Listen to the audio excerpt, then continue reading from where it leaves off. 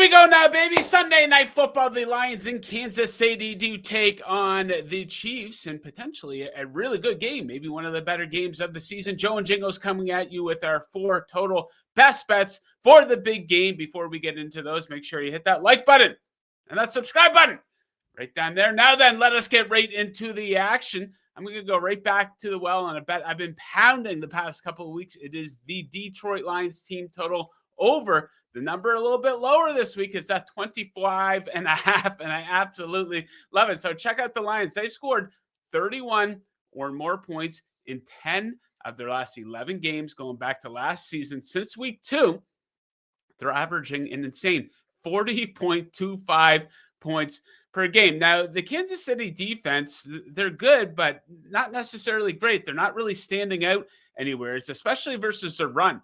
Over the last 3 games, they rank 30th in yards allowed per rush attempt. I think this should set up some easier third down conversion opportunities for the Lions, allow them to extend some drives, get into the end zone. And this Lions offense, they really tend to rise to the occasion when they're going up against serious teams. Since the start of last season, they've reached at least 26 points versus the likes of the Rams, the Seahawks, the Vikings twice, the Texans, the Bills, the 49ers, the Ravens. So they show up for these big games. So I'll take them to go over 25.5 points. Okay, Jingles, a prop on the KC side of things. What are you looking at?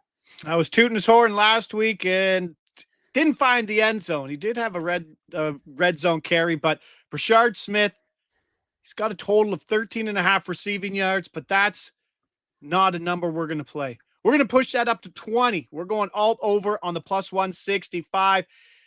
Pulled up last week, played 6 snaps. Josh, that doesn't sound like someone I want to bet on, but in those 6 snaps, he had 3 catches, 3 targets, 30 yards.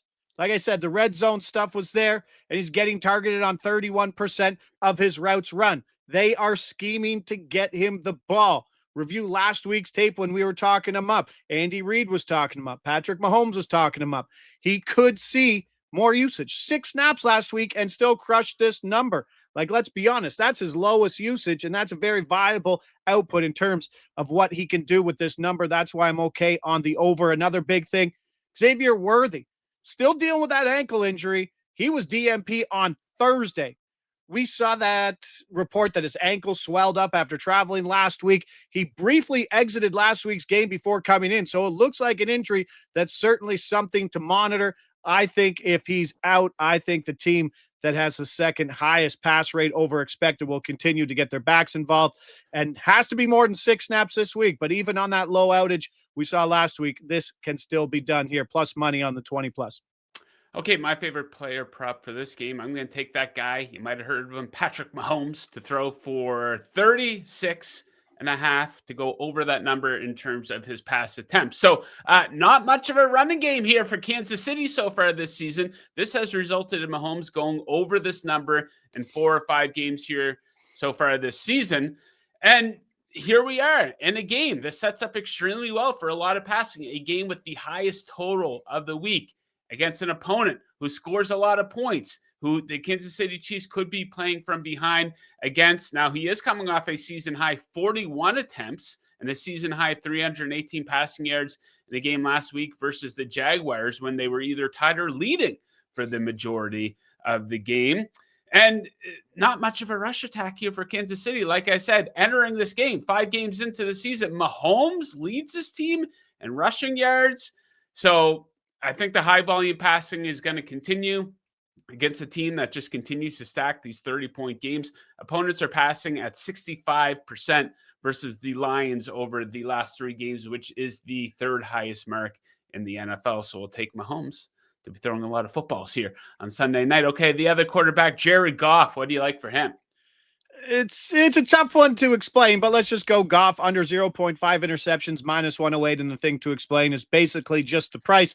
This price is the same as Justin Fields in week 6. Now, obviously, this is a road start, maybe a tough Kansas City defense, but as you said, maybe an overblown Kansas City defense.